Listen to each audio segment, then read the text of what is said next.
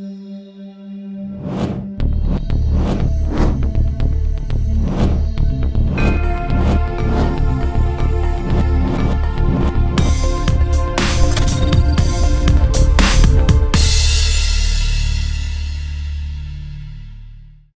there, welcome to Sightline. Today I have really interesting guest. He is Stefan Schweinfest. He's the director of the statistics divisions of the United Nations. Hello, Mr. Stefan. Hello, thank you for having me here. Yes, of course, thank you for accepting my request to have an interview. So pleasure. first of all, I would like to know about the value of statistics division in the United Nations. Oh, the Statistics Division has been in the United Nations from the very beginning. The United Nations was founded in 1945 and the Statistics Division was created in 1946 or 47, pretty much at the very beginning. And it's because every organization needs numbers. We all need to know what is happening around us, and for the many programs that the United Nations has, in particular in the area of economic and social development, it became very quickly clear that we need a place in the house of the United Nations where we collect data. So that's what we do. I have the pleasure of having over 100 very good colleagues from the whole world working with me in New York, and we collect the information from all 193 countries of the United Nations. It's quite exciting. Yes. We have a lot of information in our big computers. Big computers. Servers, I mean, it's in the cloud nowadays. Okay, yeah.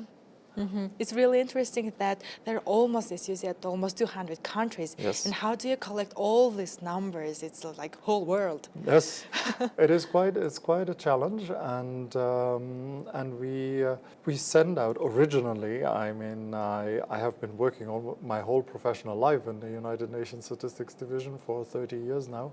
At the beginning, we sent out paper questionnaires, so we were literally sending by mail questionnaires to countries, and so back. Of course, we don't do that anymore nowadays. There's electronic data submissions and so. But the concept of a questionnaire still exists. Of course, we send out certain questions that we have, and we send them to all 193 countries. And the importance is also that we get comparable numbers. So I mean, we have to develop also the concepts. For instance, the concept of GDP that everybody knows, gross domestic product, that measures the performance, economic performance of a country, that was developed by my office in the United Nations. So the definition of what that GDP really is, what is in there, and so, is developed by my office. And then when we see that a country does not report data, we knock on the door and say, what is your problem? Do you not have the data? Do you not have the capability? So as a result, one of the areas that we work in is technical capacity building. So we go to countries and support them, or preferably we work with groups of countries. So because it's difficult when we have 193 countries out there, we cannot help each and every one, even if we wanted to. So our strategy in capacity building is normally to bring at the sub-regional level a number of countries together, and then we do workshops and train them how to produce the data so that they can build their national systems and better report data back to us. But I mean, it's not only the data for us, they need the data for themselves. I mean, Yes, of course. that's really important. The use of, I think this collected data is very valuable for decision makers to use in policy making. And how do you think that, how decision makers are actually using the numbers in policy? That's a very good question. I mean, and you are absolutely right. We are not producing the numbers just for the numbers. I always say statistics is not an art. I mean, we do not produce the numbers just to have nice numbers at the end, but we produce the numbers so that they are used. I mean, I always say a good data item is a used data item. Now, there are users at all levels. I mean, you have national users. Of course, they are the primary users. Your Minister of Finance or Minister of Education, and so they need information when they make policy decisions for this country.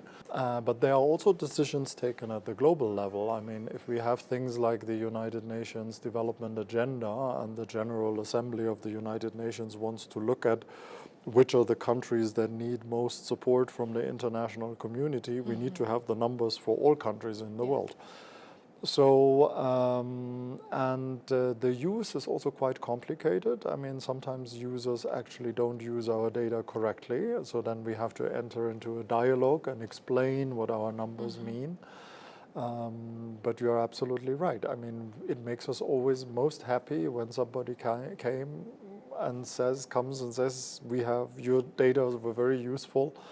I had to take a decision. For instance, I got a phone call once by an investor who wanted to invest money in Southern Africa, but was not sure in which country they wanted to invest. So they knocked on my door and said, can you give me the set of economic performance data and indicators for the following 10 countries? And I said, sure. We can go to our database and extract that information, and you can see how the country is performing in terms of GDP or transport infrastructure, and so imports, exports, investments, etc., etc. We do have all of this information in our database. It's quite exciting. Yes, of course. And if a country needs help, I mean, I think I want countries to be honest with me. If a country writes back and says we have really difficulties with these data, then my answer is not you are bad, or I mean we will punish you. On the contrary, I mean, my question is how can we help you? I mean, this is the role of the United Nations, and then say, okay. Yeah, and you said that the investor came to knock the door to get the information. So actually, how members can get all this data information? No, you are. This is important because we have many different users. Of course, we have governments that are sort of usually the primary user of official data. But it's not only governments, it's also citizens that want to know how their country is performing in order to hold their governments accountable. I mean, the citizens are also voters, and so they want to understand how their country is doing. Then there is the private sector, as I mentioned, the investors, and so on. Our economy is increasingly global, so many people do not only operate within their own country, they operate with other countries also, and then they need information, reliable information on these other countries. All our data is available, publicly available. We do not keep anything in our secret safe. If a country gives us the data, we get the information from the countries. That information is usually already public in that country, but the service that we add is we put the whole tables for the whole world or for regions, for Africa, Asia together. And then then it's either published. Traditionally, it was published by books, yearbooks, and so we have big books. But nowadays, of course, not anymore. We have all these databases on the internet, and if you go to undata.org, then you can find all of the information that we have in our databases. In one hand, it's really nice to have all the data are available for everyone. But in the other hand, for example, we are journalists using the data. Data is a very important source of information for us. But I see the numbers, using the numbers, but it's not understandable where the numbers are taken. So I think it's really important to mention where all the numbers and data came from. What do you think about this? No, that is a very, very important point, because we, in our profession, we talk about data, and then we talk about metadata, so that is information about the data. And so I mean, for instance, if you have a data publication, normally you have either some technical notes at the beginning or at the end of the book, or you have many footnotes, and so that are at the bottom of the table. Most people hate us for that because they don't like to read the footnotes, but I think they are important for the reason that you just mentioned, because they tell the user, actually, be careful. I mean, here is the picture of the world or this particular sector or this particular country, but there are a couple of things that you need to know about that. When it was taken, what was the methodology, and so on and so forth.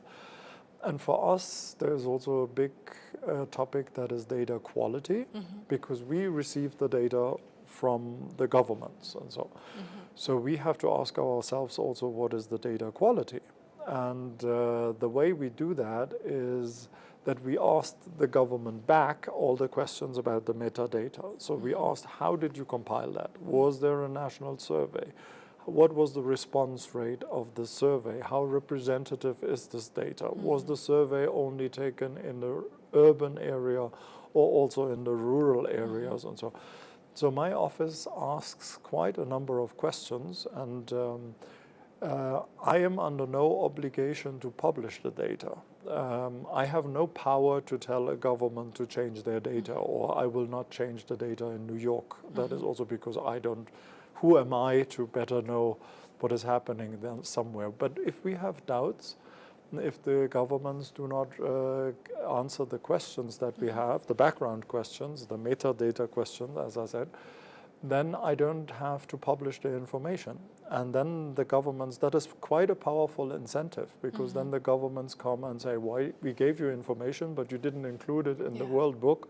And then I will explain, you didn't answer our questions, so we didn't have enough confidence in these numbers. And so, and that is actually quite a powerful mechanism. The UN is not a very powerful organization, but we do have some little things, and there is also positive competition. Countries want to show off a little bit, like humans want to show off, and so if they deliver their data, they want the data to be reflected, and if they have been successful in an area, they want to show that, and we need to work with these positive incentives. And if a country needs help, I mean, I think I want countries to be honest with me. If a country writes back and says we have really difficulties with these data, then my answer is not you are bad, or I mean, we will punish you. On the contrary, I mean, my question is, how can we help you? I mean, this is the role of the United Nations, and then say, okay, maybe we suspend data reporting for a couple of years, and we develop with you a program how we can build up in the next 3 to 5 years a statistical system. Every country is different, so I think that compare all these numbers, you use one methodology to compare all of this, of course, but every country is different. And how do you see this and all the difference? Yes, I mean, countries are different, but the numbers have to be the same. Yes. I mean, so that we can compare. And this is why we have rather detailed methodologies.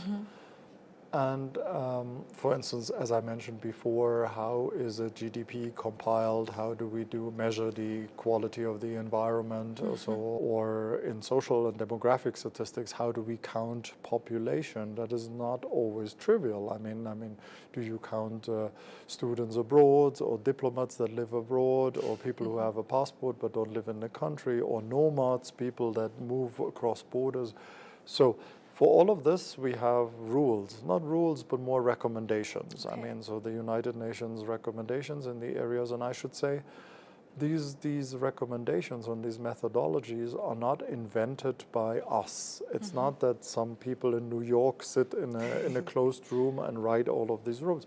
No, these rules are also developed, these methodologies are developed in a process that is transparent, where we have expert groups. When we have a new area of statistics, then we invite experts from around the world, from developed and developing countries, from different parts of the world, and then we say, what is a methodology that you have used?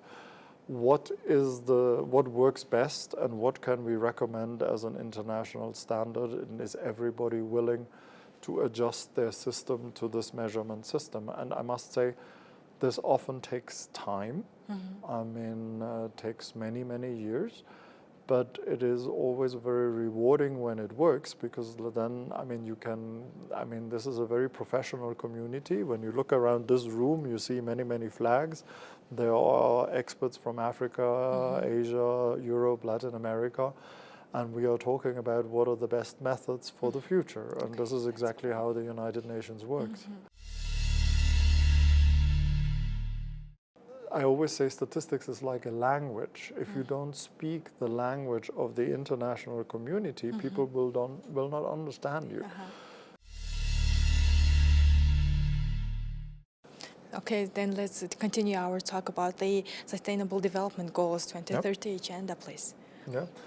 Well, the Sustainable Development Agenda is very ambitious. I mean, there are 17 goals and 169 targets there. And if we want to understand where a country stands in relation to these very ambitious goals, we need indicators. We need many indicators. In fact, we have an international expert group that came up with the conclusion and recommendation that we need over 230 indicators to measure economic, social, demographic, environmental indicators. So now we are in a program. Many countries cannot do that. They are hopelessly overburdened with this, and so now we are talking here as a community. How can we help countries and to actually improve their databases, to increase the areas where they have reliable information? And one big topic that we were talking about this morning is financing for statistics, investment in statistics, and there are different forms of investment.